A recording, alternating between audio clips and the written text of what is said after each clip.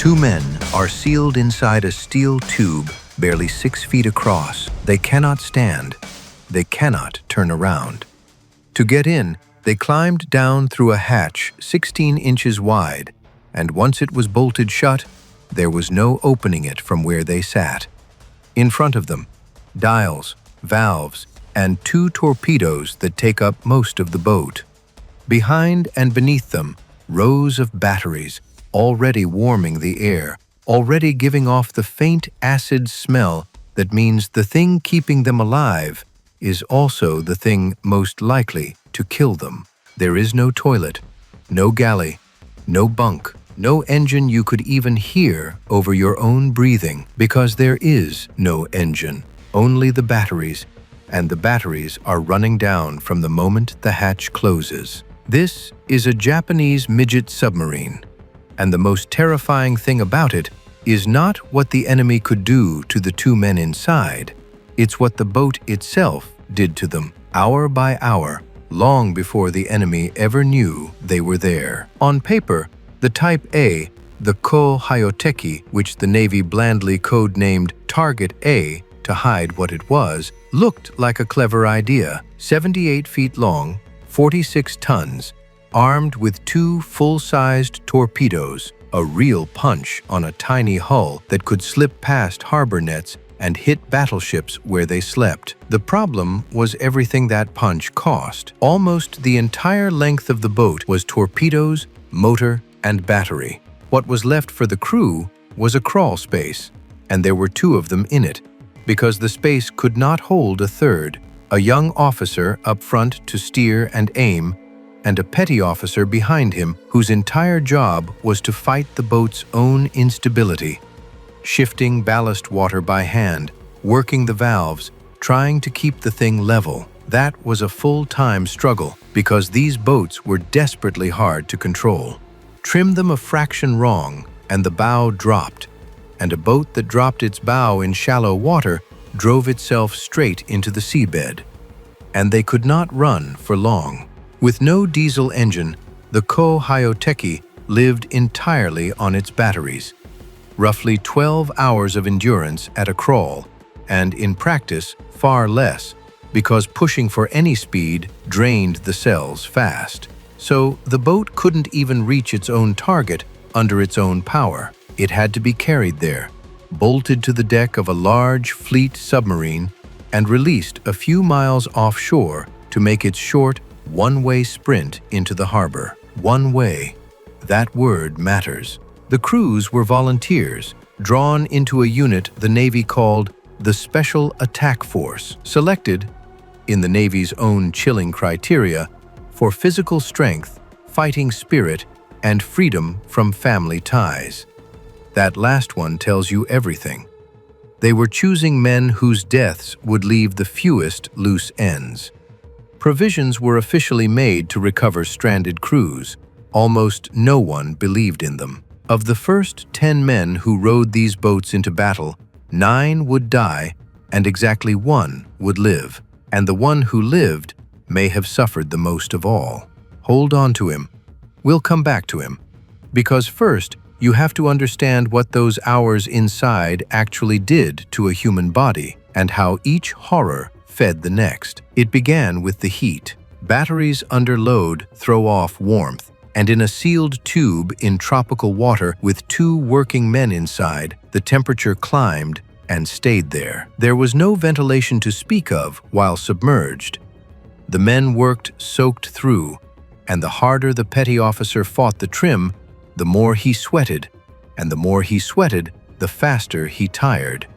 And a tired man makes small errors in a boat that punishes small errors instantly. And a trim error had a specific, horrifying consequence. Lose control of the depth, strike the bottom or a reef, and you crack something. And the worst thing you can crack on this boat is the battery. Seawater reaching those lead-acid cells produces chlorine gas. So the single most likely accident on a midget submarine didn't just damage the boat. It turned the air the crew was breathing into poison. Men reported the space filling with fumes, their heads swimming, their vision going. consciousness slipping while they were still trying to steer. The boat that was suffocating them was also the boat they had to keep flying, and they were doing all of it nearly blind. The Periscope was tiny, and raising it in a defended harbor for more than a few seconds invited a shell. So the officer got glimpses, snatches of a target through a fogged lens, in a boat he could barely hold level, breathing air that was slowly turning against him on a battery charge he could feel draining under his feet. Every minute the mission lasted, the boat got weaker, less power, worse air, hotter steel. Time was not on their side. Time was the enemy that never missed. Put it together, and you have the cruelest arithmetic in the war, a weapon that grew more helpless the longer it was used, crewed by two men who knew that the clock running down was also their own. So what happened when these boats were finally sent in? This is where the story stops being about machinery and becomes about the men. Pearl Harbor, December 7th, 1941. 5 midget submarines were released off the harbor mouth ahead of the air raid. 10 men in total, meant to slip inside and torpedo the American fleet at anchor. Not one came back with a confirmed hit. They were swallowed by exactly the failures the design guaranteed: lost, grounded, gassed, depth-charged. Amid 300 aircraft filling the sky, the 5 little boats gliding beneath the water changed nothing. They were the most elite, most secret part of the plan, and they were the part that failed most completely. 6 months later, at Sydney, it happened again, worse and more intimate. 3 midget subs tried to penetrate the harbor at night.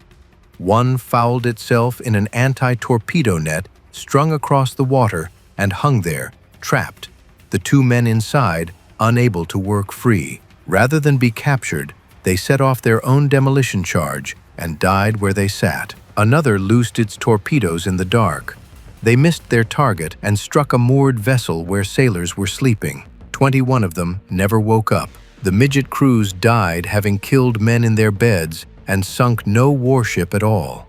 A tiny, terrible transaction that summed up the whole program. And now come back to the one who lived. His name was Kazuo Sakamaki, an ensign, 23 years old, in the boat now known as HA-19.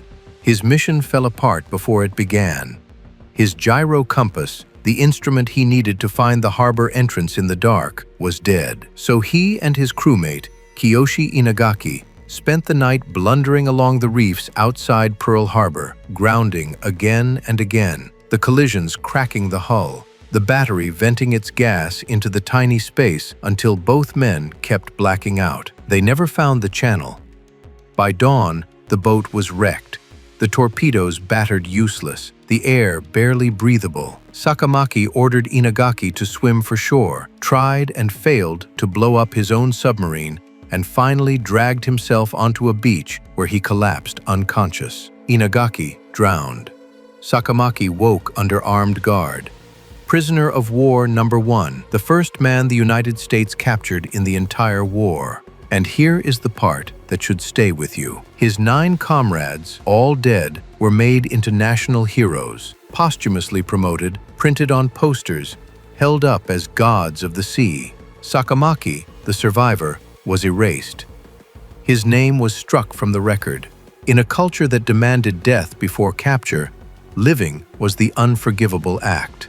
He burned his own face with a cigarette in shame and asked his captors for permission to kill himself. They refused. He spent the rest of the war in camps in Wisconsin and Texas, a man his own country had chosen to pretend never came home. Step back and the pattern is unmistakable, and it is the same disease that ran through the whole Imperial Navy. These crews were not cowards, and they were not fools. They were the finest volunteers the fleet could find, poured into a weapon that was never physically capable of doing what was asked of it. The boat couldn't see, couldn't last, couldn't stay level, couldn't get home. And the Navy, having built it, kept feeding men into it anyway. At Pearl Harbor, at Sydney, off Madagascar, at Guadalcanal, because the plan on paper was more real to the men who drew it than the water the boats actually died in. And then it got worse, in a way that removed even the pretense. As the war closed in on Japan, the Midget Submarine evolved into something that dropped the fiction of return entirely. The later boats, the Kairyu and the human torpedo called the Kaiten, were designed from the start with no way out. A pilot sealed inside, a warhead in the nose, and a single purpose. The earlier crews had ridden weapons that were merely unlikely to bring them back. The last ones rode weapons engineered so they couldn't. The whole grim arc of the Japanese Midget Submarine is that short journey. From a boat that probably wouldn't save you, to a boat built specifically so it never would. Kazuo Sakamaki lived. That was his sentence. He went home after the war to a country that had wanted him dead, carried the shame of being prisoner number one, and slowly turned it into something else. He became a pacifist and spent decades quietly insisting that the men in those boats had been spent for nothing. He died an old man in 1999, more than half a century after the reef, after the gas, after the beach. Somewhere at the bottom of a harbor, his 9 comrades are still in their boats. He was the one who had to climb out of his, and then live every day inside what that cost. 2 men, 6 feet of steel, a battery running down in the dark. That was the weapon. And the terror of it was never really the enemy, it was the boat. If you found this video interesting, consider subscribing. Thanks for watching.